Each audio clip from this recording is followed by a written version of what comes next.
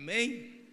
Gente, eu vou pregar, mas antes de pregar, eu preciso começar a construir algo aqui conosco, ok?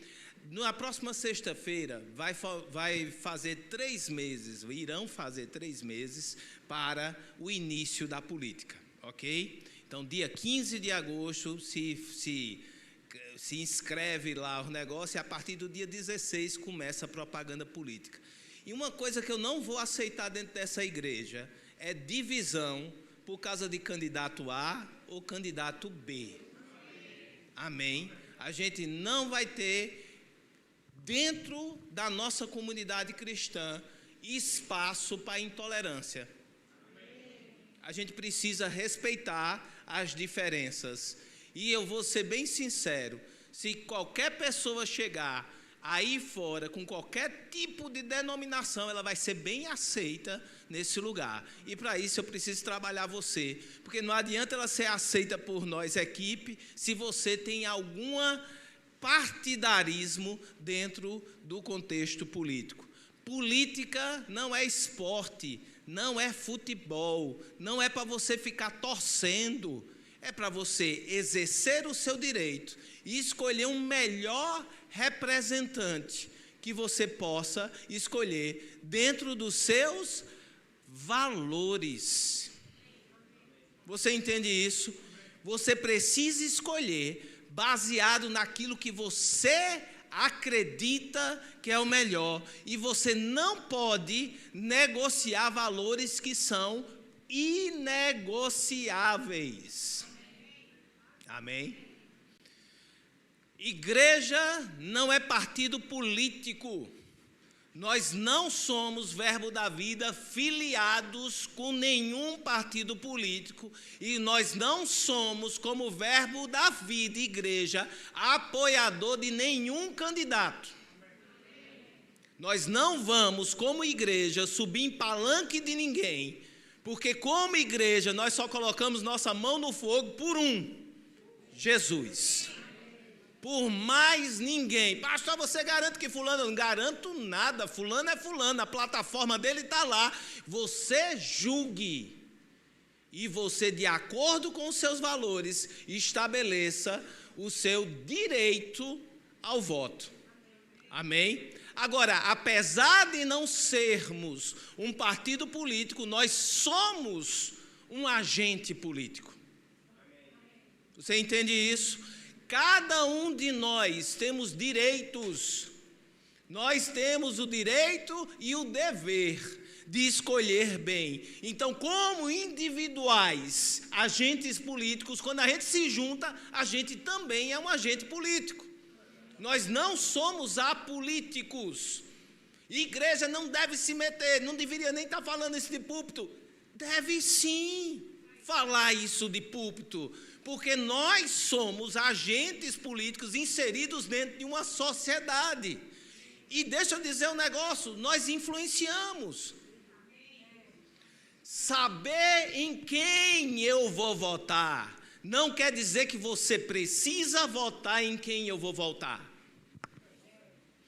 Eu não quero que você vote num candidato que eu vou votar, mas eventualmente você pode saber de um candidato meu. É o meu direito dizer ou não dizer em quem eu voto. E eu não vou me podar de um direito que eu tenho de falar. Não quero falar de púlpito, de quem eu vou votar, mas eventualmente você pode saber. Por favor, não se decepcione. Meu Deus, o pastor vai votar em fulano. Não, é o meu direito. Como eu também não vou me decepcionar em quem você votar, se eventualmente eu souber. Entendido isso? Vamos deixar bem que, pastor, você está fazendo isso muito antes. Eu disse, quando começa, parece Santa Cruz contra o esporte. A galera endoida. Eu não quero apagar a fogueira, eu quero prevenir a fogueira. Amém? A gente não vai aceitar nos grupos da igreja propaganda política.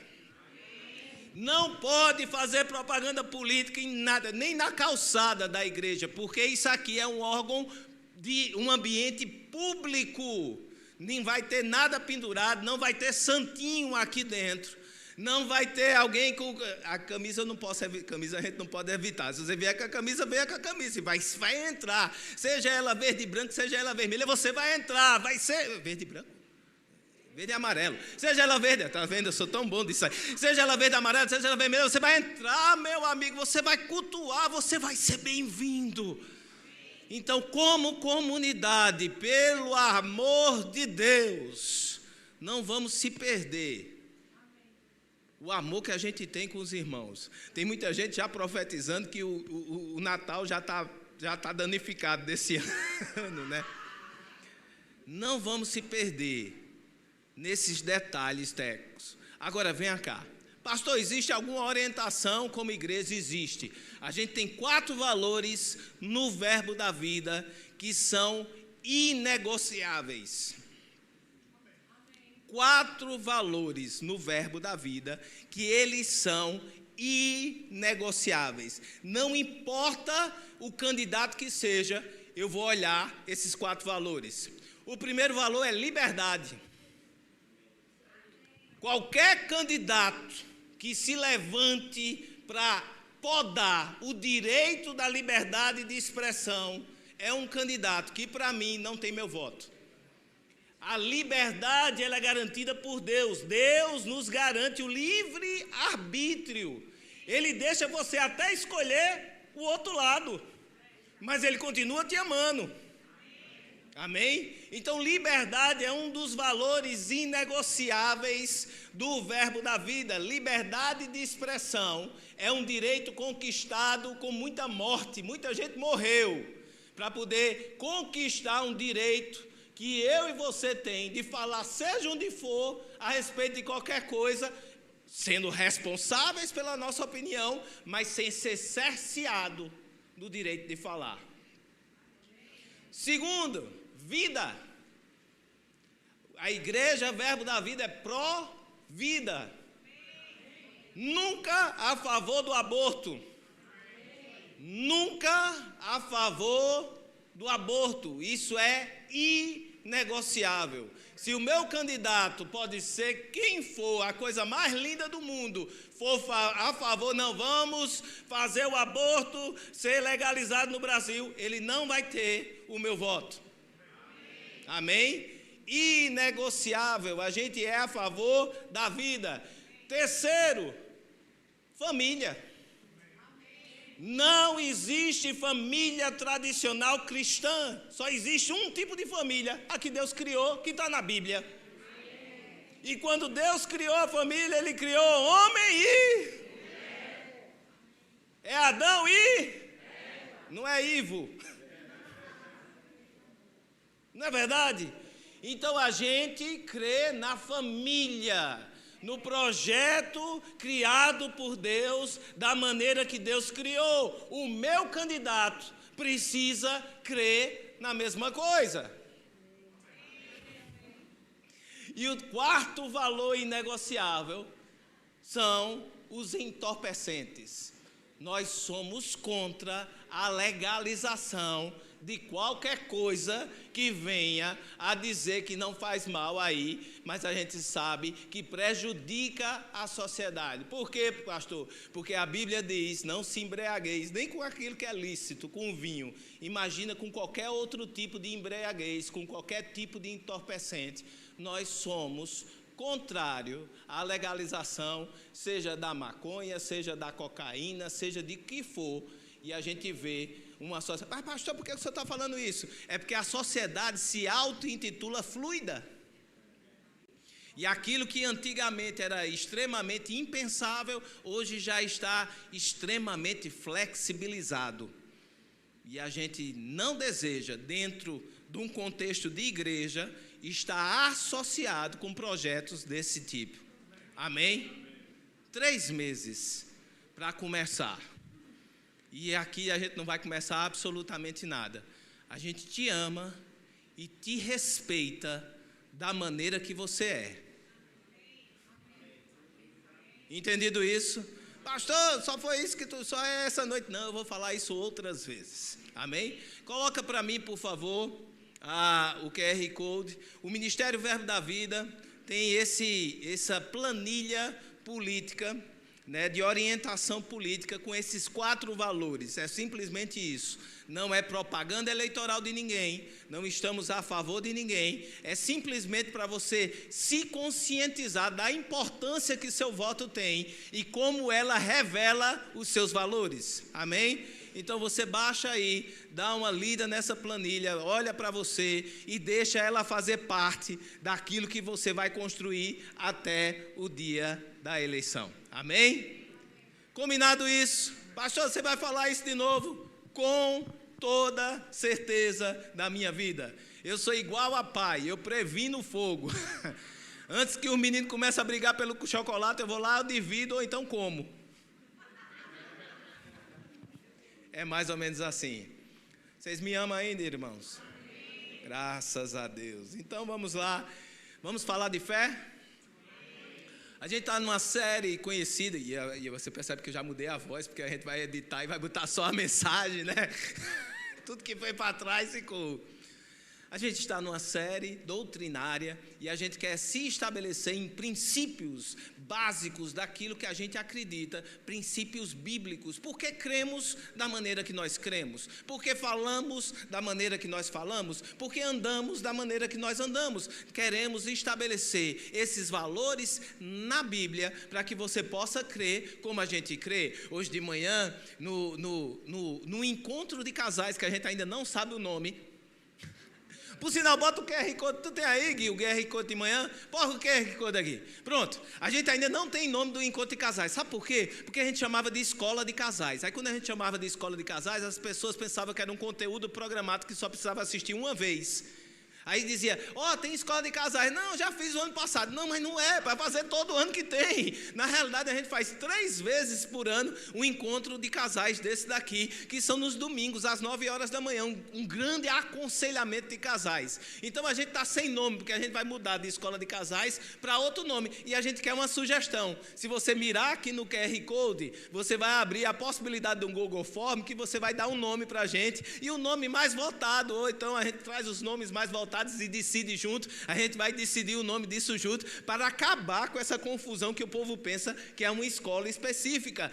Não, é um grande aconselhamento. E nesse aconselhamento de hoje de manhã, de 9 horas da manhã, que a gente teve, eu e Cláudio, um bocado de gente que estava aqui, que já veio mais gente, e você que veio, está compromissado para trazer outro casal que não vem nesse negócio, vai dizer, eu estou cansado, tá nada, você vai e arrasta e traz com lençol e tudo essa pessoa para receber. Hoje de manhã a gente falou de unidade. E para falar de unidade, a gente vê 1 Coríntios no capítulo 1, no verso 10, onde Paulo diz, eu rogo pelo amor de Deus, pelo nome de Jesus, faleis todos a mesma coisa, tenhais a mesma disposição e o mesmo parecer. Paulo roga para a gente andar falando a mesma coisa, pensando a mesma coisa. E o que a gente tem em comum, que a gente pode pensar a mesma coisa e falar a mesma coisa, é a palavra de Deus. Cláudia, ministrando hoje de manhã, ela disse, a doutrina, verbo da vida, é Bíblia. Se alguém perguntar qual é a doutrina, o que é que o verbo da vida crê? Na Bíblia. A Bíblia falou, a gente crê. E acabou-se, e vamos embora. Amém?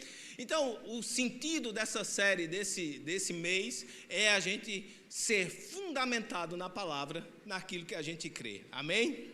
Abra comigo em Marcos 11, 22. E Deus é bom, né? Ao que Jesus lhe disse, tende fé em Deus. Em algumas versões diz, tende a mesma fé que Deus tem, tende o mesmo tipo de fé de Deus, tende a fé de Deus. São várias versões. E passam uma ideia não de você depositar fé, tipo Deus agente, mas você puxar para si a responsabilidade de fazer como Deus faz.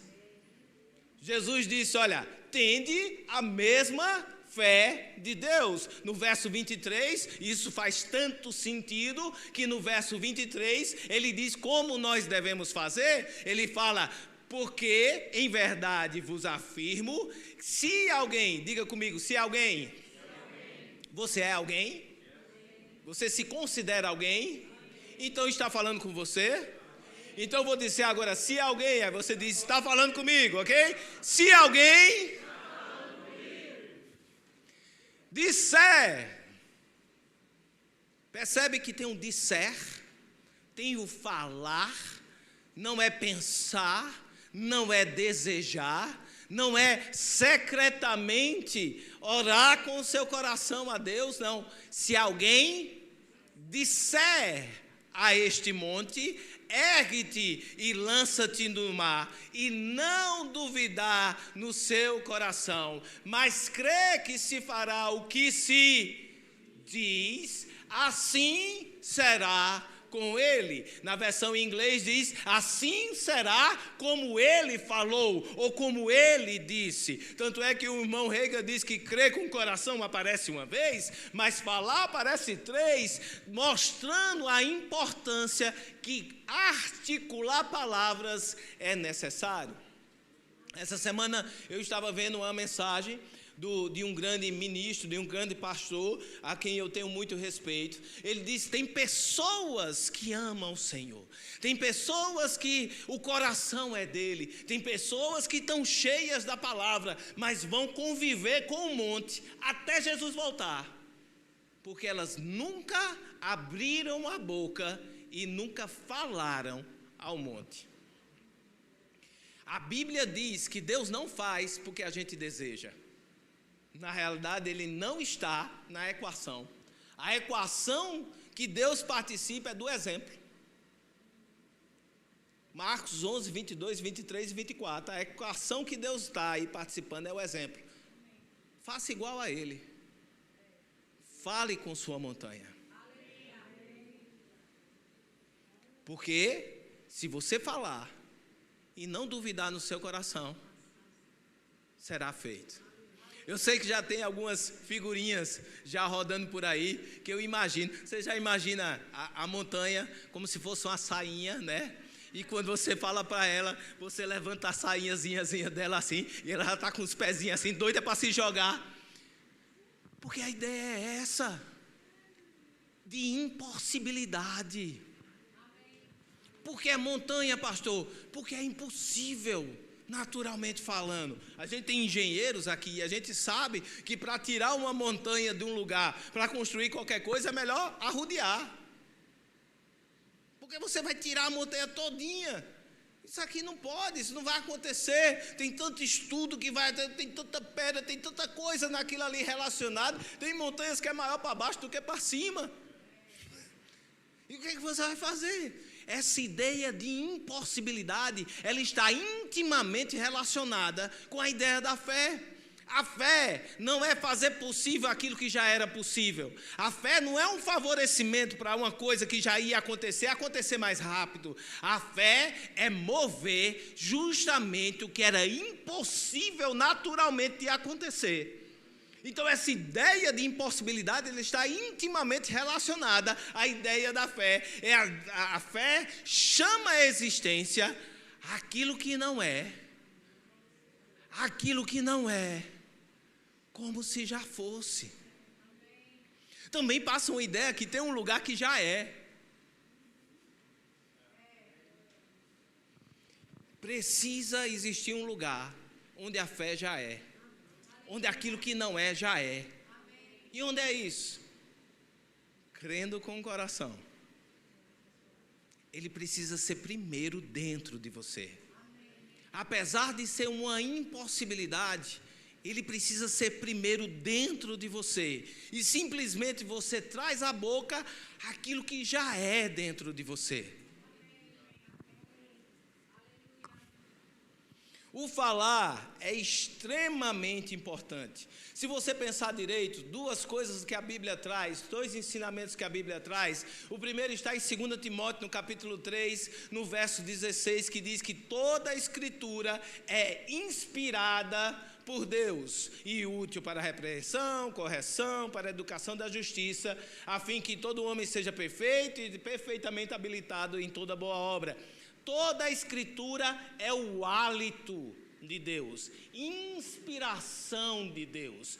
A palavra de Deus não é só um escrito de um feitiço ou de uma história legal. Tem duas linhas. Ou a pessoa diz que é só uma história muito linda, onde a gente vai aprender algumas lições e poder viver uma vida melhor, como se fosse um livro de regras, de usos e costumes, que a gente vive melhor se seguir. E realmente, se você seguir a Bíblia, você vai ser uma pessoa melhor, porque realmente ela traz sim boas orientações de usos e costumes, mas ela não é somente uma orientação de usos e costumes, muito menos um feitiço, para como Harry Potter você ficar lendo lá e dizendo assim a mandinga e fazendo. Não, ela é inspiração divina, e como todo ar, na sua essência, ele precisa de todo um organismo para se tornar alguma coisa.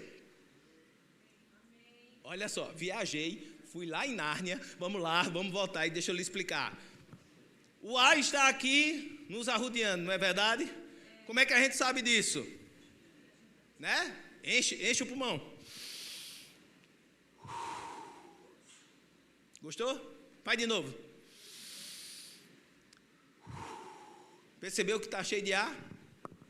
Ele pode entrar e sair de você e fazer toda a questão metabólica, ok? Vai ter troca de oxigênio, beleza?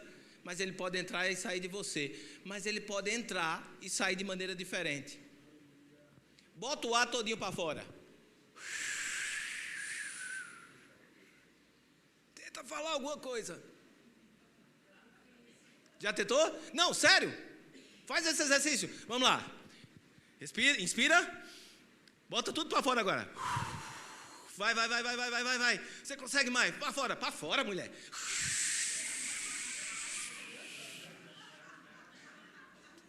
Tenta falar no final. Percebe que o ar é imprescindível para que você consiga articular.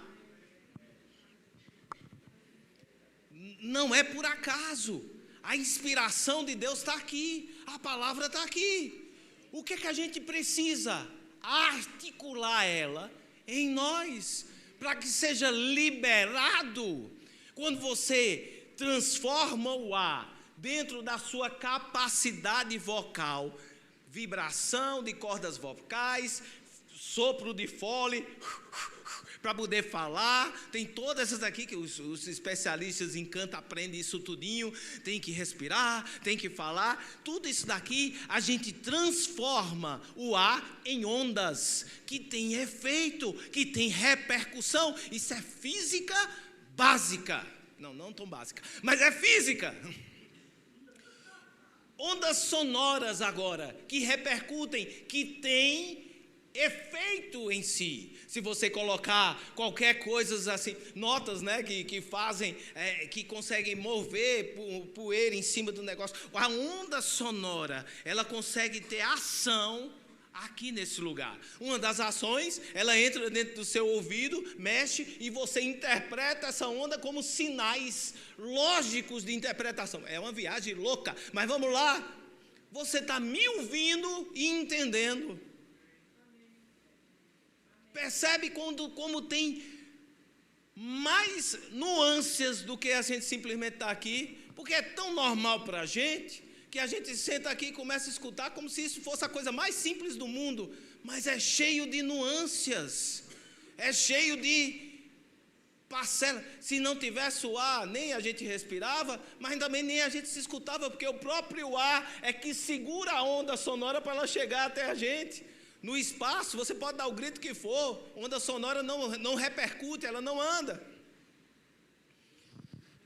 A inspiração de Deus em nós, ela articula e libera a vontade de Deus nessa esfera natural. Deus nos criou com a capacidade de liberar o hálito dele através da articulação da nossa boca em linha com a palavra dele. Pastor, você viajou, mas a viagem é bíblica, não é minha. Gênesis capítulo 2, no verso 7. Então formou o Senhor Deus do homem do pó da terra e lhe soprou nas narinas o fôlego de vida. O hálito de vida foi soprado no homem que foi criado e ele passou a ser alma vivente. A gente é vivo porque Deus soprou. A única criação que foi soprada alguma coisa foi o homem. E agora o homem, na autoridade que Deus nos colocou, lá em Gênesis capítulo 1, de 1:27, de estarmos aqui na terra, cultivar e guardar, ele nos capacita da arma, da ferramenta de poder com nossas palavras moldar ou liberar céus na terra. Como é que eu libero céus na terra? Falando. Se você não falar, a montanha continua. Pastor, por que você está falando isso? Porque a gente tem uma palavra profética para nós como igreja. Eu não sei se você já pegou, mas a palavra profética é encerramento de ciclos desgraçados do inferno.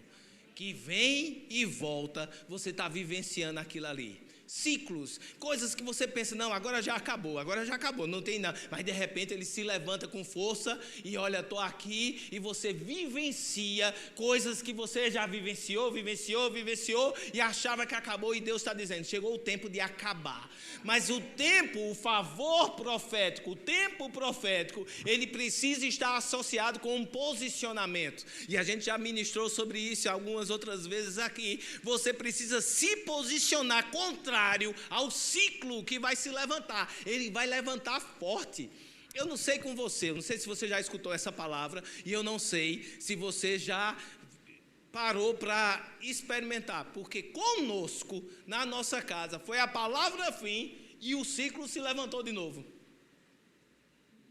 Um ciclo desgraçado do inferno se levantou, e eu disse, eita nega velha, ó, a gente é o primeiro que vai ter que se posicionar contra os ciclos, porque a primeira coisa, a gente liberou a palavra no final de semana, no dia da semana veio a notícia, eita, aí qual é a nossa reação natural? Eixa, rapaz, eu pensei que isso tinha acabado na minha vida, ó, voltou não, Deus já decretou a morte, você só precisa concordar com Deus e não com a situação. Se levante forte, meu amigo. Agora, o que é a palavra que nós temos para hoje? Não se levante calado. Não corra contra o seu gigante calado, não deixe o gigante ter a última palavra, não deixa a situação ter a última palavra. Corra contra o seu gigante, mas falando. Davi, quando olhou para o Golias, disse, eu sou um cachorro para você me mandar esses meninos assim, esses guris. Ele disse, vou te matar. Ele disse, de jeito nenhum, vou cortar sua cabeça. Davi não deixou ser intimidado pelo gigante, mas ele falou, quem deu a última palavra foi ele. E quando ele partiu contra o gigante, eu não sei se vocês viram, tem uma linha de streaming agora que tem Davi. Né? Rapaz, e a cena dele jogando o negócio, ele joga a lança vai, Davi, é todo Matrix, Davi é meio Matrix, vai, a lança passa e ele joga, aí depois tu procura qual é o stream aí, qual é que tem o Davi, aí tu assiste no stream pra gente não ficar fazendo propaganda, né? Mas enfim, é bom fazer propaganda do que presta, né? É no Prime, tá no Prime, Davi, né? É a casa de Davi. Top, vale a pena assistir. Então, tá lá, parta para o seu gigante, meu amigo, falando. Não fique calado, Deus já decretou o fim desse ciclo desgraçado na sua vida. Deus já decretou profeticamente o fim desse ciclo desgraçado na sua vida. Não fique calado.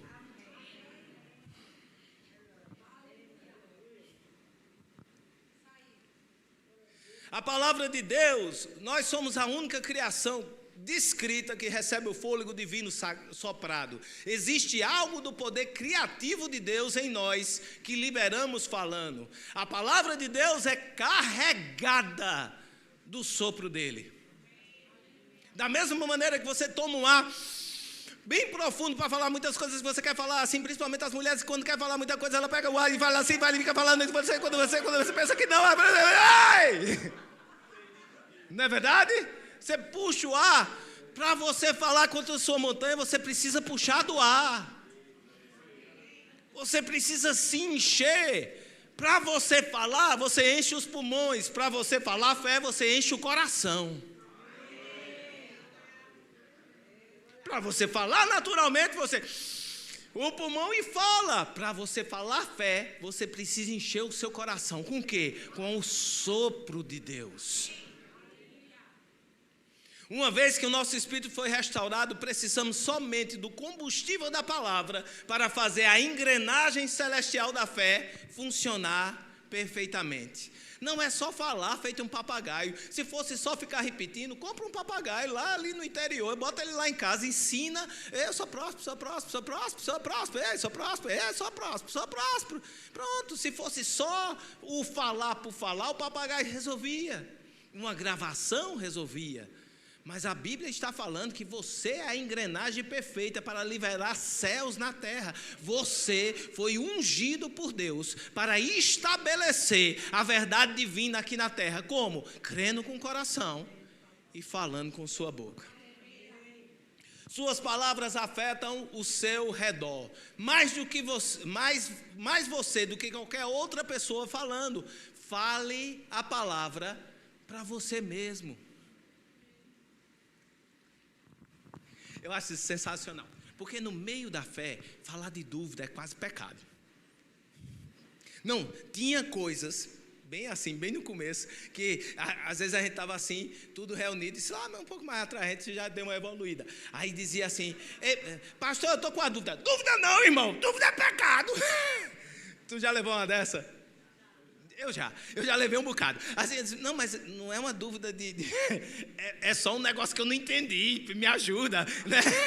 Não é, eu estou com a dúvida, a gente era tão assim, falar de dúvida é quase na Bíblia, duvidar de Deus é pecado, foi isso que Eva falou, foi nesse caminho que Satanás conseguiu que ela comesse do fruto do conhecimento do bem e do mal, né? Foi justamente duvidar daquilo que Deus tinha falado, não é bem assim o que ele falou, mas meu irmão, você há de ouvir que lutar contra a dúvida é uma coisa diária nossa. Quando a gente pega o relatório da coisa natural, meu irmão, chega a dar um treme. Não dá um treme, não. É só comigo, então vou me expor.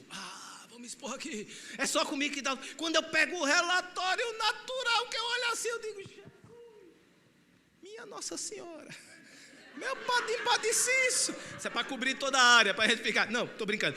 A gente olha assim e faz, eita, a vontade que dá é deixar escorregar essa sensação de segurança na nossa boca.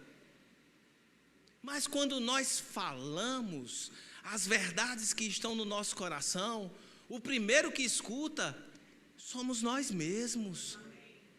O primeiro que é fortalecido por essas palavras somos nós. Porque se o problema é financeiro e levanta aquele desafio financeiro que você sabe que naturalmente não dá, você falar, o Senhor Deus é o meu provedor, a minha rocha e a minha segurança. Nunca vi o justo ser desamparado, nem a sua descendência mendigar o pão. O meu Deus, segundo a sua riqueza em glória, há de suprir cada uma das minhas necessidades em Cristo Jesus. Eu vou colher daquilo que eu plantei. A minha colheita está preparada, porque eu sou um dizimista, eu sou um ofertante, e a realidade bíblica é que chegará, me darão também, à medida que eu medi, me medirão. Você é fortalecido pela sua própria palavra, mas você precisa mudar o eixo da resposta, você precisa tirar o racional e ligar o espiritual. O espiritual está pronto para responder às coisas naturais. É porque às vezes a gente leva o espiritual somente para a igreja, para esse tempo congregacional, como se Deus não tivesse nem aí para a sua vida lá fora. Tem muita gente vivendo a religião de um Deus que vem e está aqui. Você vem, o adora. Ó Senhor, está aqui minhas oferendas. Estou aqui, Senhor. É aceito por Ele e vai viver a sua vida. Vai lutar a sua luta, vai correr o seu corre. Mas Deus não é um Deus indiferente à sua vida. Deus é um Pai amoroso. Dudu, eu abri a porta de Dudu hoje assim, achando que ele estava lá, abri a porta assim para acordar ele. Aí eu vi o quarto vazio, as meninas estavam assim do lado, eu disse, eita, o quarto vazio dele, vim só abrir aqui para entrar um cheirinho, porque está com cheiro de azedo desse menino, tirando onda, mas eu fui acordar ele, ó. Dudu está até o final do mês lá em Campina Grande, ele foi convidado pelo Ministério Verbo da Vida a estar por lá, fazendo um estágio lá dentro do ministério, vendo várias coisas. Ele perguntou, pai, o que é que eu vou fazer lá? Meu filho, tem uma construção do ministério lá do lado, se mandar carregar os carrinhos, você carrega, os sacos você leva, tem um terreno na frente, se mandar você capinar, você capina, você vai aí para servir, esteja preparado. Mas ele está esse tempo lá, e eu nem sei o que é que eu vou falar mais, porque só me lembrei de Dudu agora.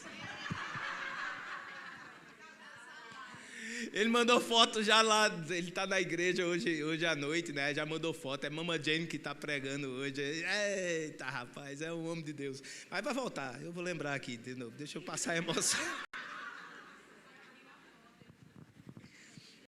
Eu estava falando o quê mesmo? É saudade, né? Eu não sei nem mais o que eu estava falando. Vamos embora, vamos continuar. Dentro desse contexto, aquilo que a gente fala tem peso, tem relevância. Não fale o que sua mente natural quer falar. Não fale aquilo que você... Mas pastor, eu já tenho 50 anos de idade, eu já tenho 60 anos de idade, eu já tenho 80 anos de idade, eu já vi coisa nessa vida e vi que as coisas não são assim. Isso você aprendeu naturalmente. E espiritualmente a gente está se renovando a cada dia, porque as misericórdias dele se renovam a cada dia. Imagina a graça disponível para nós. A graça já resolveu a parada. Vamos aprender coisas novas pela graça de Deus. Sermos confrontados com coisas diferentes, com desafios diferentes, é uma graça divina disponível para essa estação. Existe, você só precisa se conectar com ela e deixar ela agir em você, deixar as coisas acontecerem. Ele é um pai amoroso. E aí eu voltei à história de Dudu. Dudu, dentro lá de casa, é um excelente filho. E ele poderia servir a família. Tem obrigações dentro de casa, a gente divide tarefas, né? É ele que desce com a cachorra mais horrorosa do universo. É ele que vai lá para ela fazer as coisas dele. Então a gente está sempre com a dela. A gente está sempre fazendo aquelas conferências naturais, né? Que parece que pai só fala, já desceu com Nina. Já fez o negócio, né? A gente já faz a listinha das coisas que era para ser feita, né? Então, a gente parece que tem ele só para nos servir dentro de casa e vai viver sua vida, mas não como pai. Todo detalhe da vida dele me interessa. Hoje eu já liguei umas 3 vezes para ele, Zé, o que é que tu fez? Está fazendo o quê? Aí foi para onde? Fez aonde? Não sei o quê. Porque os detalhes importam para a gente. A gente não quer só que ele viva a vida dele e acabou-se. Um dia ele vai casar, um dia ele vai ter filho, um dia ele vai estar em casa. Mas o coração de pai, o coração de mãe sempre vai estar interessado nos menores detalhes da vida dele. Deus não é um Deus indiferente, que você venha, o adore e vá viver sua vida e volte na próxima semana trazendo a sua oferta para ser aceito de novo. Não, quando você sai daqui, ele vai junto com você. Ele está disposto na hora de você ir dormir, mesmo com aquela preocupação das coisas, ele está de lá, fala comigo, diz para mim, conversa comigo, eu estou aqui. E você pode perguntar, mas para que Deus quer escutar? Ele não já sabe? Ele sabe que você precisa falar. Ele sabe que você precisa desabafar, seja Deus aquela pessoa com quem você desabafa, não ficar feito coitadinho, como se fosse, ai, coitadinho de mim, o bichinho de mim, eu tenho pena para ele ter pena. Ele tem sim pena, ele tem sim entendimento daquilo que você está vivendo. A Bíblia diz que nós não temos um sumo sacerdotes indiferentes às nossas fraquezas, porque ele mesmo veio, vivenciou todas essas coisas, ele sabe das nossas fraquezas. Eu não preciso convencer Deus para ele ter pena de mim. Agora, se eu tiver pegado assim, eu posso sim ir para a misericórdia dele, ser consolado por ele. Mas ele é o nosso Pai amado, ele nos acompanha em todas as áreas da nossa vida, e ele está querendo que nós vivenciemos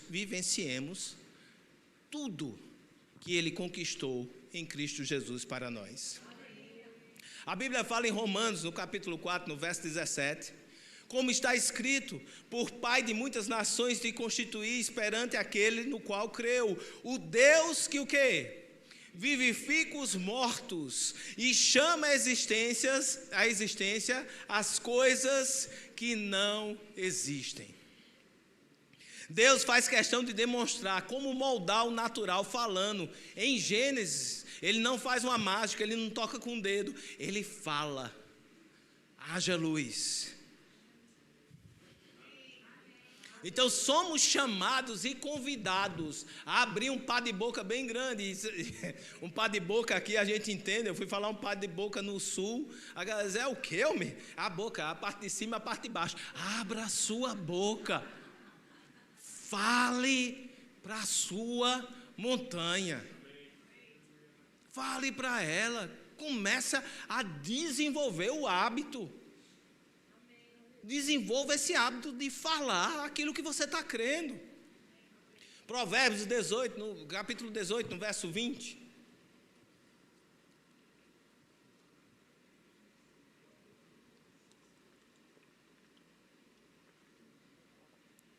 Do fruto da mente se farta, o coração se farta. É o fruto de quê? Da boca. O coração se farta. Do que produzem os lábios se satisfaz. Verso 21. Morte e vida estão no poder de Deus. Opa, de que língua? Morte e vida estão no poder da... O que bem a utiliza come do quê?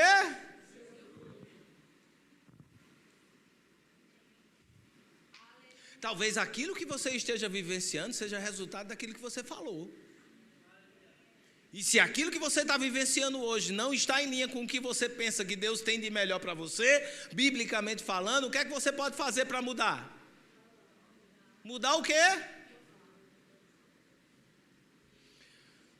Você já percebeu que para ceder ao desespero não precisa força? Você já botou força para ceder ao desespero? Eita, agora foi. Pronto, vai morrer. Morreu todo mundo. Às vezes o crente não fala isso falando, mas fala isso orando. Tu já viu oração em línguas, orações emergenciais, desesperadas? Vai morrer todo mundo. Eita, agora, ai Senhor, agora se acabou.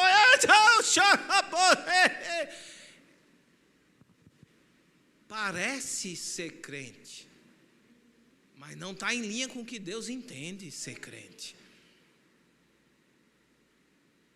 Tá ruim? Tem consolo. Chegue sincero: pai, pegou. O negócio pegou, essa notícia pegou. Entendo que eu sou fraco. Isso aqui eu não consigo só não. Mas entenda que na oração do consolo existe entendimento de quem Deus é. Tu podes, Senhor. Tu sabes, Senhor. Tu consegues, Senhor. Eu não consigo, mas tu consegues. Amém? Então, seja em linha. Deixe da sua boca fluir o que Deus tem para você. Abre Mateus capítulo 12. Já queria chamar o grupo de louvor.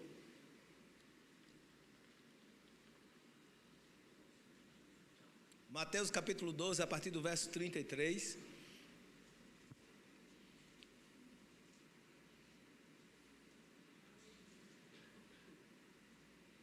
E a gente vai finalizar com esse texto. Diz assim: ou fazer a árvore boa e o seu fruto bom, ou a árvore má e o seu fruto mau, porque pelo fruto se conhece a árvore. Eu como pastor, eu não tenho direito de julgar a sua vida. Você sabia disso? Não tenho direito de lhe julgar. Agora, nós podemos analisar a sua vida pelo fruto que você está dando. E sempre que a gente for conversar, a gente vai ver os frutos, né? Tinha um amigo meu, ele continua sendo amigo meu, de residência, que sentava ali, aí sentava aqueles gordinhos, bem gordinho, não é gordinho cheinho, é assim, aquele negócio que ocupa bem o espaço, sabe? Aí sentava aquilo ali, aí eu olhava para a cara dele e ele dizia: meu senhor, minha senhora, você tem que perder peso, que é por isso que está doendo as articulações. Aí a galera: mas doutor, eu não como nada. Isso irritava ele de uma maneira assim tão absurda, que a gente atendia às vezes no consultório conjunto, no serviço público de universidade, porque sempre tinha um professor, um preceptor que ficava na sala, e toda vez que dizia isso eu já baixava a cabeça, porque sabia que eles começavam a se tremer, né? Eu digo: pai, além de gordo, é mentiroso. Aí ele ficava... Mas a grande verdade é que às vezes o fruto que a gente dá fala mais do que as palavras do que a gente está falando. Entende? A gente se convence de certas mentiras que nós inventamos para nós mesmos. E você pode dizer: mas pastor, como eu sei se eu estou vivendo uma mentira ou não? Porque eu posso estar convencido de uma mentira. Como você sabe se está vivendo uma mentira ou não? Pega a verdade absoluta da palavra de Deus e compara aquilo que você está vivenciando. Se ela não estiver em linha com a verdade divina, ela pode melhorar na sua vida. Deus começa dizendo que seja todo homem mentiroso e Deus verdadeiro através da sua palavra. Se existem coisas que você está vivenciando que não está em linha com aquilo que Cristo conquistou para você na cruz, pode melhorar. Às vezes é uma mentira do diabo que você abraçou, mas a mentira que o diabo traz sempre é composta de muitos objetos naturais que tentam nos convencer. Vai dizer para uma pessoa que tem uma dor crônica que ela é curada. A primeira notícia que você vai chegar e dizer assim: uma dor crônica, 20 anos, com dor nas costas, imagina, com artrose, com cifose, seja lá que ose, que ite que tenha, 20 anos com aquilo ali. Como é que você vai dizer que Cristo já levou sobre si as dores e as enfermidades dela? A doença está ali há um bocado de tempo, e ela tem um poder de convencimento absurdo, porque é dor que a pessoa sente. Mas a verdade bíblica, ela subverte a verdade natural, porque onde ela age, não é na nossa cabeça, no nosso cucuruto, ela age no nosso espírito. E já teve situações que você vivenciou, que parecia que você estava numa cápsula, você via a coisa natural, mas no espírito você tinha outra informação, que o natural não dominou a sua razão. O problema é quando a gente pega a palavra de Deus e coloca no altar da razão. No altar da razão a gente tem tudo o que precisa para dizer que aquilo não é para você.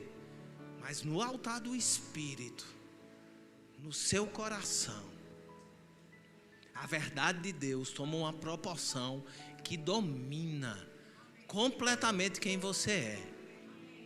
Vamos continuar o texto. Ele continua. Ele diz assim: pelo fruto se conhece a árvore. E continua falando, ele está falando aqui para os fariseus, ele diz: raça de víboras, como podeis falar coisas boas sendo maus? Porque a boca fala o que está cheio. O que é que a boca fala? O que está cheio, o coração. Se às vezes você não gosta das suas palavras no momento de pressão, você só precisa mudar a gasolina. Você só precisa mudar o que está cheio, o seu coração. Porque às vezes a gente se pega em situações que a gente se enche mais do problema do que da verdade. E quando você fala problema. Você já chegou perto de pessoas que só falam problema? Às vezes a gente chega perto de pessoas que só tem problema. Meu Deus do céu, chega a dar uma aflição, a gente fica nervoso. Meu Deus, fala uma coisa boa. Porque o problema está tão ao redor, está tão visível, está tão palpável, que encheu o coração daquela pessoa. Mas se a palavra estiver tão visível, tão ao redor, tão verdadeira para nós, o nosso coração vai se encher daquela verdade. E a mentira levanta, e o problema levanta, e a verdade bíblica é a única coisa que domina a minha boca. Eu sei que o meu Deus já resolveu esse problema. Você é chamado para ser um navio em meio ao mar. Você é chamado para ser sal na terra, luz na escuridão. Você é chamado para liberar céus e não para consumir terra. Você não foi chamado para consumir a realidade natural. Mude. Você sabe que tem pessoas aqui que precisam fazer um bom jejum de notícia, de jornal. Você para onde vai, você já procura a notícia daquilo ali. Pode ser até um grande problema. Página de esporte. Você já, deixa eu ver se Santa Cruz ganhou ou perdeu. Se livre disso. Sua vida vai ser melhor se você não souber o resultado. Não é verdade? Tem gente precisando fazer um jejum de notícias. Não precisa ser um jejum de todas as notícias do mundo, não. Mas aquilo que vem consumindo teu juízo. Tem notícia que consome o juízo da gente. Quando a gente vê, diga, não acredito não. Tem um testemunho do pastor Humberto que falava que um dia ele foi consumido por atrás de posto que tinha preço de gasolina mais barato. Ele ficava procurando onde é que tinha assim. Onde passava ele freava, botava, mas botou gasolina outra, mas tá barato, vamos botar aqui, saía. E aquilo ali começou. Aí quando você vai ver o que era barato, 5 centavos de diferença, porque não existe muito barato assim de diferença. 5, 10, 15 centavos. Meu Deus, como a gasolina aqui tá barata. 15 centavos mais barato e parava, vamos botar a gasolina onde fosse. Consumido pelo preço da gasolina. Você sabe que aquele que deu a vaca dá o capim? Se Deus te deu um carro que anda faz 8 quilômetros, faz 1 quilômetro com litro, ele sabia que o carro fazia 1 quilômetro com litro. Então mesmo que deu a vaca, vai dar o capim. Eu gosto do meu pequenininho ali que faz 12,2. Mas Deus está aí para suprir. Deus vai dar. Não seja consumido pelo problema. Seja consumido pela palavra. Gasolina é uma necessidade? Entra no versículo. Ele já supriu todas as minhas necessidades. A boca fala o que está cheio. Se a boca está falando coisa errada, mude o que você está alimentando no seu coração. Agora, olha só. O que continua é que pega a gente. O homem bom tira o tesouro bom, tira do bom tesouro coisas boas, mas o homem mau, do mau tesouro, tira coisas más. Verso 36. Digo-vos que de toda palavra frívola que proferirem os homens, dela darão conta no dia do juízo. Essa frívola quer dizer livre de labor, preguiçoso, evitando o trabalho que deve realizar. Toda palavra que a gente fala, a gente vai dar conta. Seja ela palavra de fé, que a gente faz força para falar. Porque para falar a fé, a gente tem que segurar todas as emoções. A gente tem que segurar tudo aquilo que a gente quer falar. Frívola é dizer, eita, vai morrer. Eita, não vou botar. Eita, não vai dar certo. Eita, esse mês eu não como. Eita, esse mês acaba no dia 15. Isso é o frívolo. Isso é o que a gente fala sem fazer força. Mas para falar fé, você precisa se posicionar, segurar a carne todinha, morrer a língua para não falar errado. e dizer: não vai faltar, vai dar certo, vamos continuar. Deus falou, vai acontecer, vai chegar. Não sei se da direita, da esquerda, de cima, de baixo. Eu não sei se chega em real, se chega em dólar, se chega em euro, se chega Pix, se é transferência, se vão deixar uma maleta. Não sei, mas vai chegar, porque o meu Deus disse que vai chegar. Precisa botar força. Mas de palavra solta, você dá conta também.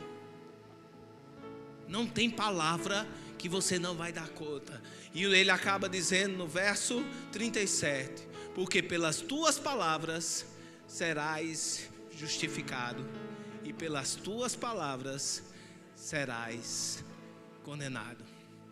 Palavras têm repercussão na eternidade. Veja como tu falas.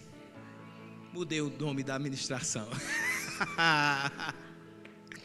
Antes é fala da fé, agora é vejas como tu falas. Porque você vai dar conta daquilo que você fala. Amém? Você pode ficar de pé, eu quero orar pela sua vida.